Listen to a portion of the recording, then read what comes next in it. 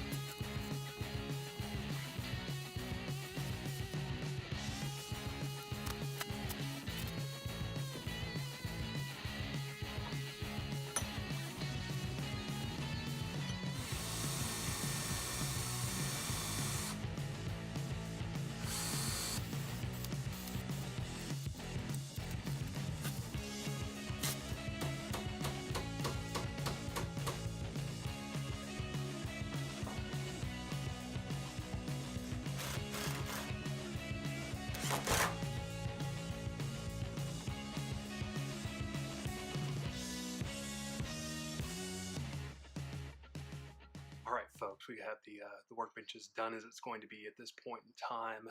Have my grinder and my vise mounted to it. That's really what I wanted to be able to do, be able to use those. You may have noticed I moved the toolbox away from the wall a little bit.